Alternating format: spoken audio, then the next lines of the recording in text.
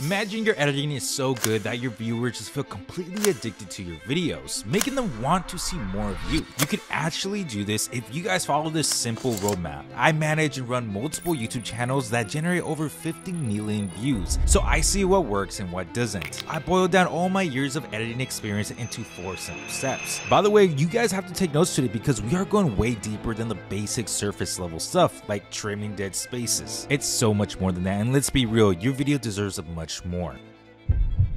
Number 1, audience. A great editing style may get you guys the perfect watch time and millions of views, but at the same time, it could leave you guys with terrible views and also lots of frustration. To figure out why, let's start with this. Check out this channel called Forestry Forest. It's just a regular guy that's living in his van. He does the bare minimum when it comes to editing his videos, like just cutting out just the boring parts. And still, somehow, it manages to get 7.7 million views in just one video. So does this mean that editing is optional?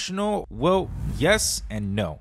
You see, Forestry Forest viewers aren't really looking for a super stimulant experience. They just want to feel like they're spending time with a real person. A bunch of flashy animations will actually ruin the authentic experience that the viewer wanted. For example, MrBeast does quite the opposite. Now stranded for 7 days. How much longer?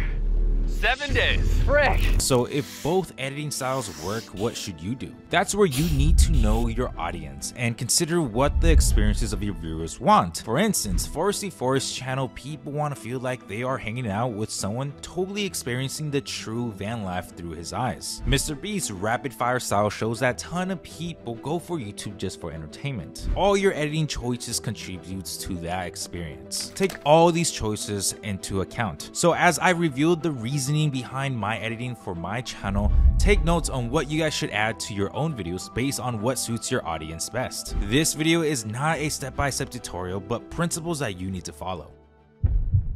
2. Visuals. People who have been following me for a while notice my highly visual editing style. The reason for this is because I really want to make learning and education fun to watch, but I do take it down a notch or two if I'm really talking about a certain subject or if I just want to get personal with you guys. But the secret to keeping your viewers engaged is something what I like to call movement. It's kind of what I'm doing right now, but instead of just doing this, it could come in the form of B-roll. B-roll stands for background footage, and it's meant to really show what you're visually trying to say, kind of like this. And special powerful engines that could handle the rapid incoming air. Even special paint that discharged heat. And the price to go this fast wasn't cheap.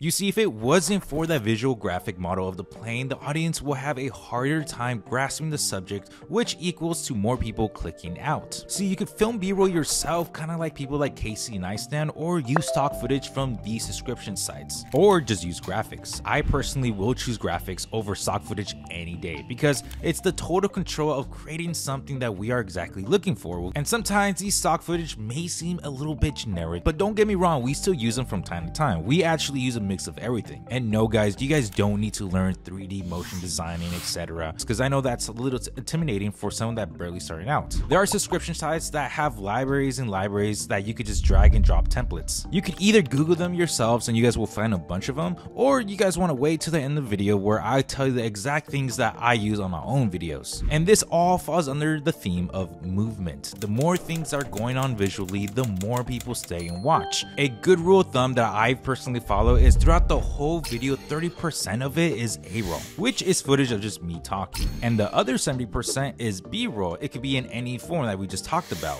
Footage that you recorded, stock footage, or even motion graphics. So here are 2 tips that I learned along the way that actually helped me out tremendously. Number 1, single word by word captions. You probably see this a lot, especially on Instagram Reels where the subject is talking on camera and there are captions right below them. This makes a lot of people follow along on what you're trying to say, therefore increasing the watch time. And what if I told you that you could do the same thing for long form videos, but instead of just having 4 words on the screen at the same time, it will only be 1 word at a time. I found this to be way more effective, especially when you guys want the audience to really pay attention to what you have to say. Number 2, pattern interrupts. The main reason why people click out on your videos in the first place is because they most likely feel like this is something that they already watched before.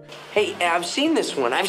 After watching multiple videos on YouTube about the same subject, the human brain starts to really recognize these patterns, predicting what's gonna happen next. This causes a lot of people to be uninterested and click out. But the best way to prevent this is having a pattern interrupt throughout the video. One way of doing this is that you could change your filming environment. For example, you could film the hook outside and continue the conversation inside. Just to change the environment does a difference. Or a common thing that I see people do is that instead of using boring stock footage, they use memes or short movie scenes that visually express emotion, with the sole purpose of interrupting the viewers and just make them think like, wow, that's different. So guys, if you enjoyed this video so far and find it valuable, it will mean the world to me if you guys will just hit the like button and comment below a subject that you guys want me to tackle next. And if you guys actually enjoy these tactical videos just like this, make sure you guys hit the subscribe button and the notification bell to get notified whenever I drop a new video. Number 3, sound effects. Sound effects are just like the little things out there, just make the whole difference when it comes to editing. It creates an experience for the viewers because movement makes noise, like a transition whoosh sound or a camera shutter sound. For example, do you guys remember the original Tom and Jerry show?